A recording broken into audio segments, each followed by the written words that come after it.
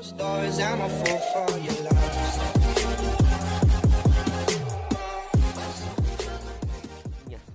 of course, now let's see if they can make a comeback here as we go into the second game. Mukhang babaan agad dito si Kimi at saka si Diggy. Ayaw nilang maulit ang nangyari last game. I think at this point, yung Bren Epro, should not go for the split push. Strategy ulit. Kasi the strength of Bren Epro dito, tulad nga ng sinabi mo, malakas sila eh. Panindigan na nila yun. Go for team fights. Go for those big ultimate heroes. Go for those clashes where you can outplay and outmaneuver. Skirmish. Pwede ka rin mag-skirmish type. And that, I think, would let the playstyle of Bren Epro shine a lot more than with the last game. Kasi nautakan sila sa last game eh. And kailangan mo din pansinin dito sa Pldt-Smart Omega na si Exort, yung experience niya hindi pa ganun ka-solid. Well, he has 2 seasons dun sa isang league na major din. But at the same time, hindi enough yun eh. And with the leadership of Why Not and Kripsu, na mas batak sila sa ganito. Old school din eh. Alam mo, na-enable si Exort na magawa niya yung mga plays na gusto niya with less stress para sa kanya at hindi risky yung mga ginagawa niya. Yes. There is always this middle ground na mag-i-initiate ako pero hindi ako mamamatay at hindi ako mag-overextend. I'm gonna agree. And you mentioned one thing I think that we should talk about din, si Kripsu. Hindi natin medyo napag-usapan yung ginawa niya kanina as the Akai.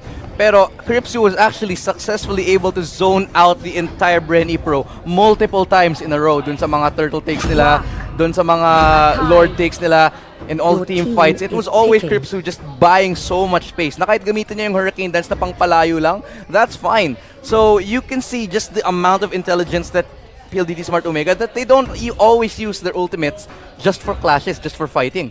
They'll use it to buy more space. And that's so smart from Pldt-Smart Omega. Halos di nga kapalipaniwala na bagong team lang sila eh.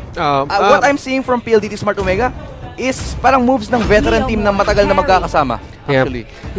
May mga ganun talagang times, mga kaibigan, na there are teams or players na kapag ka nilagay mo sila sa isang team, nagkiklik na lang sila for some reason. Hindi mo maintindihan yun, pero nangyayari talaga yun na times. Ito na naman tayo sa Hayabusa. I don't think it's as you said nga, tama ka dun kanina, sa tingin ko di talaga papalag yung Hayabusa na yun eh. Eto mabagal yung initiation nila kanina. Right now, they have the Akai. Yeah. So, ibig sabihin, they can go for the pick-offs na gusto nila at malagay nila dito yung PSO sa isang sitwasyon na hindi sila makakalaban at magbaback off na lang sila. Doon nag-shine ng isang Hayabusa. Pero kung sasabihin mo kanina na ganito yung gagawin natin, na mag-aantay tayo ng ilang segundo para sa isang Luminant Blast, na sigurado ka namang may times journey na magsasalba doon sa other team kapag ka nangyari yun, parang you're just... The Lunox actually felt to me like na medyo wala siyang impact. We never saw any big Luminant Blast. Your team is picking. That's a big pickup right there. Lunox gonna be chosen, and I love this pick right here. They're trying to go for this Lolita, thinking about it. Pero sa tingin ko, tanggalin na natin sa meta ulit yan eh. Are they? No. Are they gonna go for Uranus? No. And Pero sa totoo lang, I like it. Kasi the thing with Uranus is, you don't die. Hindi ka mamamatay. You just buy all the space in the world na pag yung... Gatot. Okay. Looking at Gatot dito, it's a good pick kung ilalock in nila to. Hindi nilalakin to, feeling ko. Lalakin nila yan. Lalakin nila yan. Your team is picking. Alam mo din kung bakit?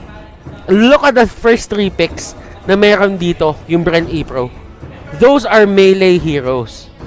And they will pick an Esmeralda to top their line draft off. Na, alam mo, yes, Esmeralda is good, pero if the Esmeralda, sabihin natin, mahuli siya ni Gatot dito, na matant siya, that's enough time for Toshi to burst down Esmeralda or to burst down si Grok. The first, mabilis lang din. The first 3 heroes here of Pldt-Smart Omega, napakalakas ng burst potential niyan, especially coming to the mid-game.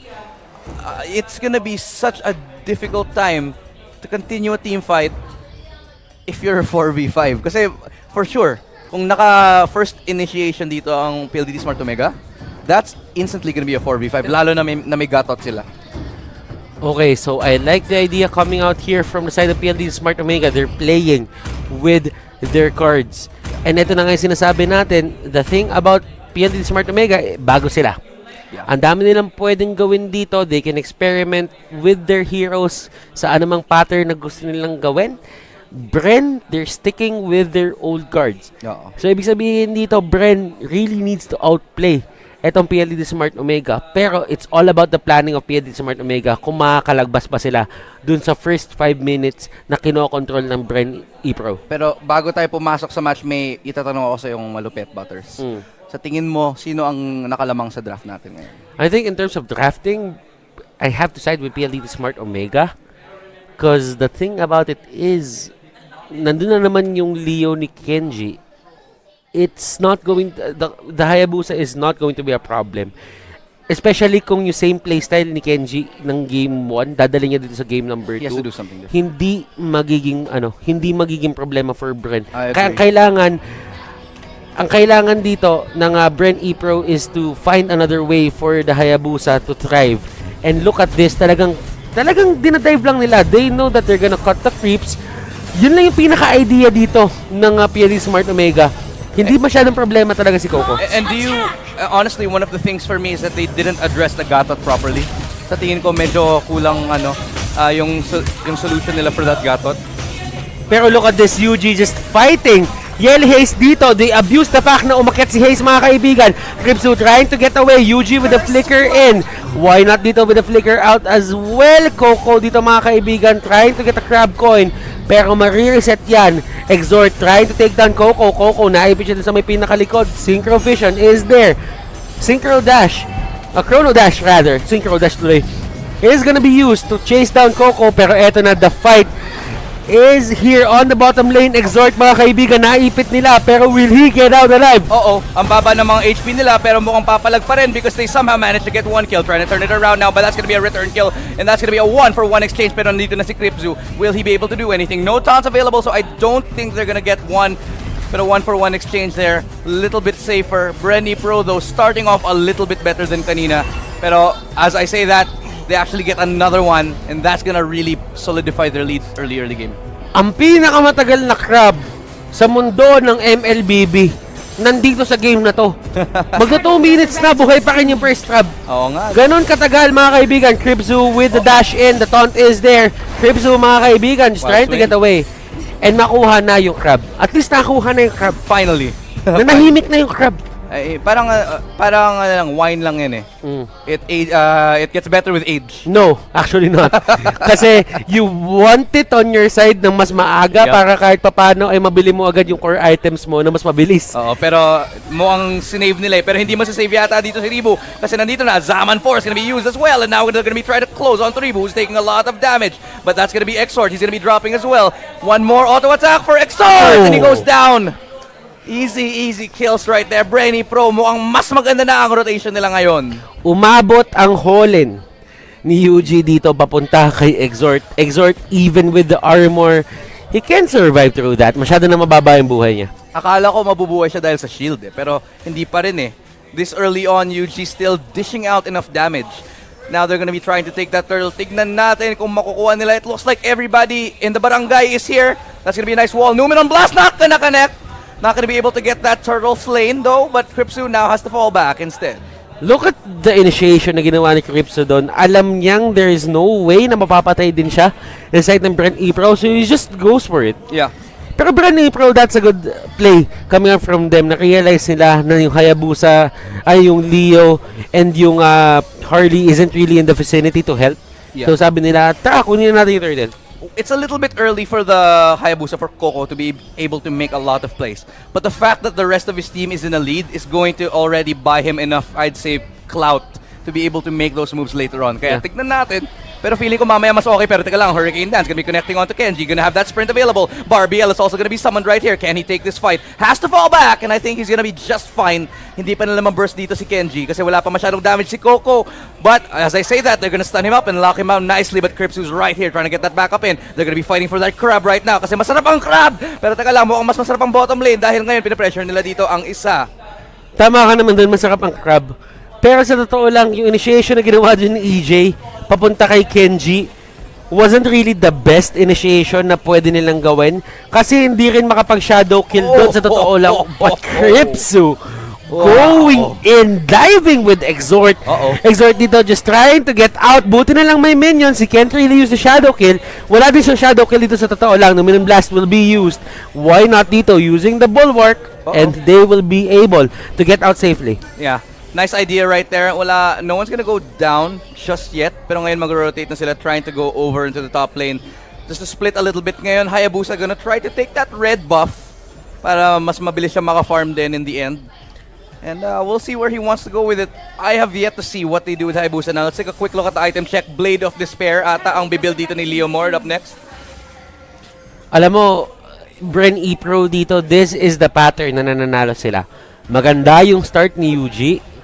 Hindi gaano na nagkaroon ng problema si Ribo sa lane. Coco is still having a bit of a problem just because may marksman yung kabila. Pero alam mo yon, darating yung time na yung Esmeralda and yung Lunox dito, they will dish out so much damage na kailangan sagutin ng Pldt-Smart Omega yan as a team. Gatot going in, just trying to hold everyone. Turtle will be slain by Rebo. Rebo will get the buff. Exhort dito, medyo kinokontrol, but look at the armor na nanggagaling sa kanya dito mga kaibigan. Kenji trying to get away. Power of Nature is there. Kripsu dito, mag-dash out siya. Yuji with the flicker, and they will be able to get that kill. Order and Chaos, and mukhang nag-prevail ang Chaos dito kasi na-drop nila si Kripsu. Almost found another one too. EJ does go down, and here's the response. What they're gonna be doing is trying to take that bottom lane, cutting the lane already. Pero si Exhort ngayon mukhang magpa-fall back siya kasi alam na niyang medyo mainit dito. He doesn't have a lot of life, doesn't have a lot of mana either. Kaya kailangan na niyang bumak. Dito na si Coco though.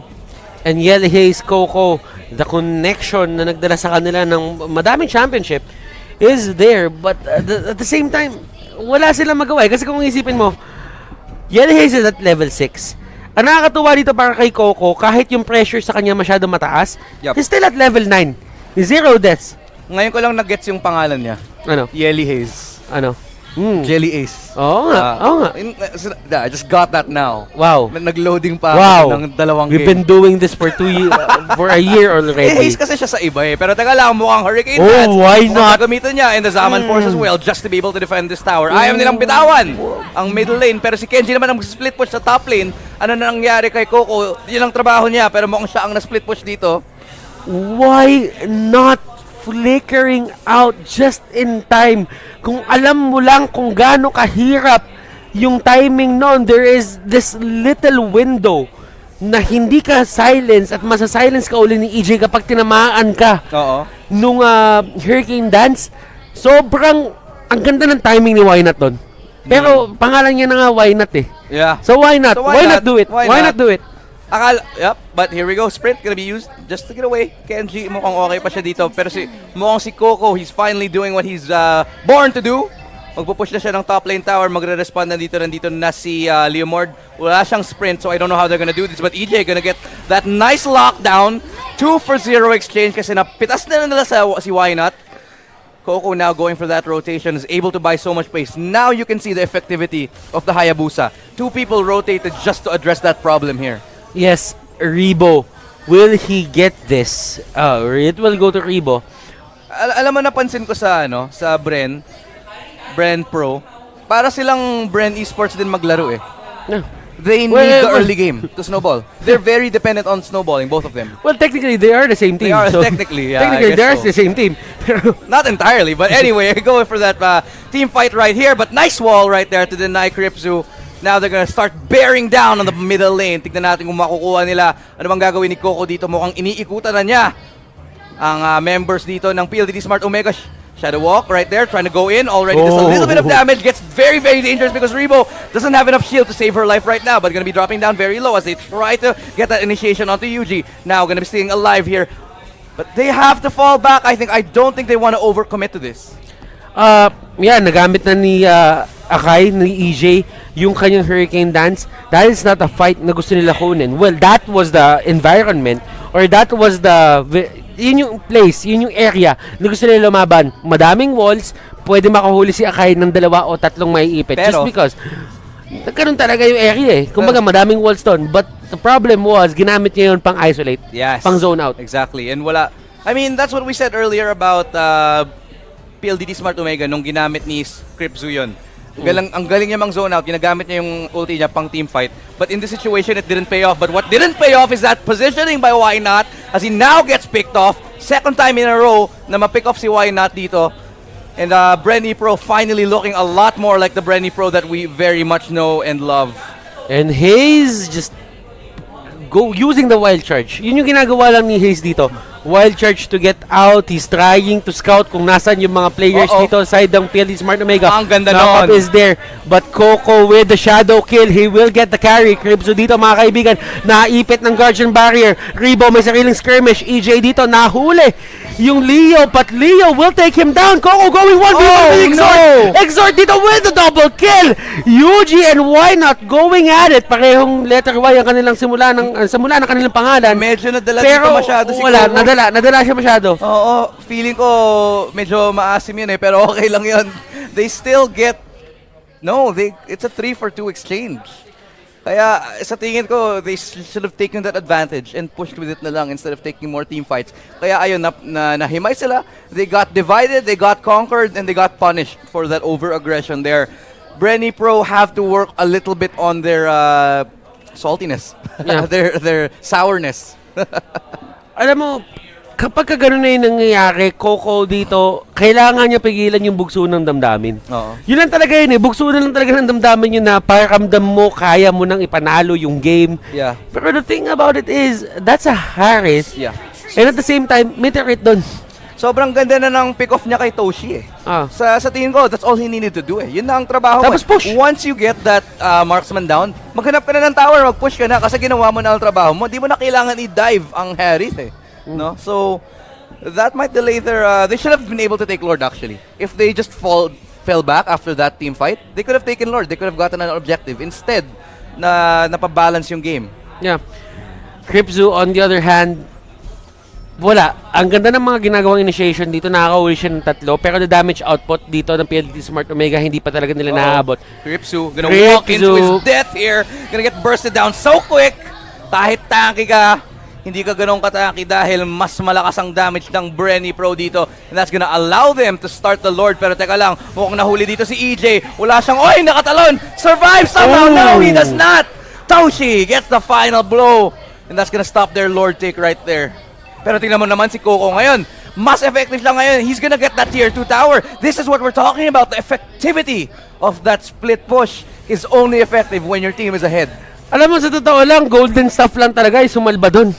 Kay golden staff lang yung sumalba dun sa pick-off attempt sa isang Akai. If wala siyang golden staff dun, hindi nag-pop yun. Yep. Kasi kailangan, technically it's a maximum of 5 hits bago mag-pop yung passive ng isang carry sa discs. So, Buti naman. it's something na kailangan natin i-address. But here we go. It looks like they're gonna be going for another team fight. Oy, teka lang. No? In the meantime, punta tayo sa ibang lane. Let's build them up. Kaya sila makakapag-carry. But funnily enough, they're not able to do that. And we don't know why. Diba? It's a really interesting conundrum if you're on the side of Bren Epro na yung win condition mo, tumaba si UG. So, for the side of Pldt-Smart Omega, anong kailangan nyo gawin? Shutdown UG. Diba? Oo, shutdown UG. Pero ngayon, hindi nila shutdown UG. Si Why Not dito nahuli. And that was a flicker out. Masyadong malaki yun. Yep. That was a big chunk of Hayes' HP, Para lang sa... Toshi's getting fatter kahit na shutdown siya a little bit earlier. And I think Toshi is sitting at 1 and 1-2 pa lang siya.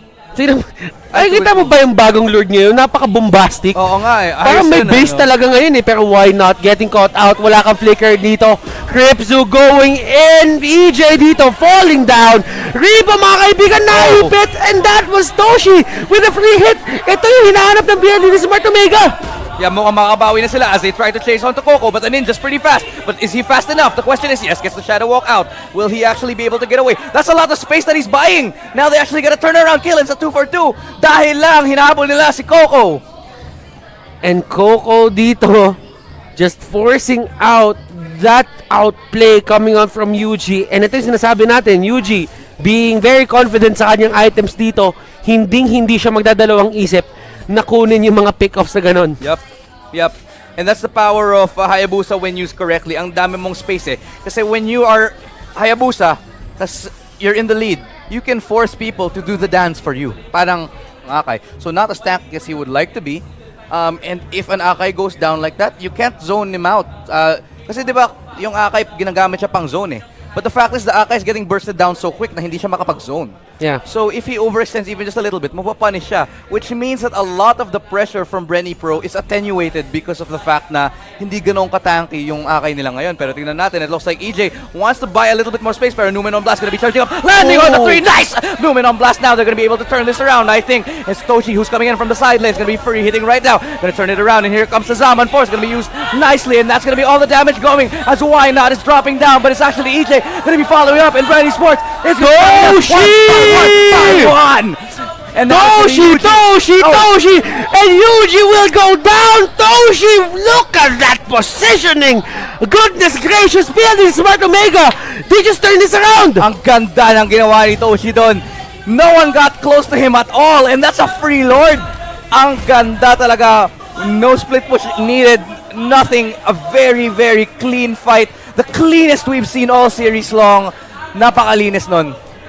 Binaliktad ni Toshi with that one fight. Nakita natin dito, Bren Epro, hindi nila nakuha yung initiation na gusto nila. Walang naipit si EJ, nagdadalawang isip siya. Kasi, sa totoo lang, gusto niya mangipit ng hero sa side ng Pldt-Smart Omega, but the problem was, ayaw niya din matumba, ayaw niya din ma-eliminate from the fight na ganun kaaga. Kasi as we said kanina, he's a little bit more squishy. He's very burstable. Hindi siya katulad ng, let's say, the Grok, who's a little bit harder to burst down. But I do want to point out Why Not's beautiful Numen on Blast. Dahil dun sa Numen on Blast na yun, ang ganda ng Numen on Blast, Toshi was able to reposition and free hit all throughout the rest of that fight. So I'd have to say a lot of it was due to that one Numen on Blast din. And the Lord, eto yung nag-set ng pace ng Pldt-Smart Omega. Goodness gracious, will we see another 0-2 from Bren Epro? Hindi ito yung Bren Epro na kilala natin, mga kaibigan. And look at the symphony of skills!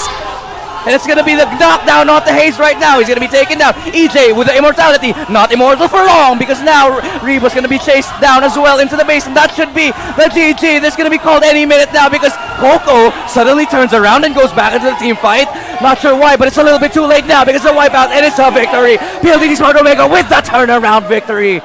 Wow, napakaganda ng comeback na yun. Pldt-Smart, you can see they are elated. They're on fire. Wow. Oh my, I'm out of words. Speechless ako sa nangyari at sa ginawa ng Pldt-Smart Omega dito. Hindi yun game nila. That wasn't their game.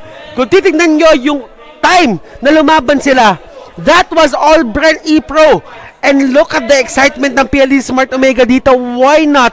Making the play Scriptsu, their connection, hindi mo matatawaran. Grabe talaga. When that Lord started barreling down the top lane, isip ko na, okay, GG na to.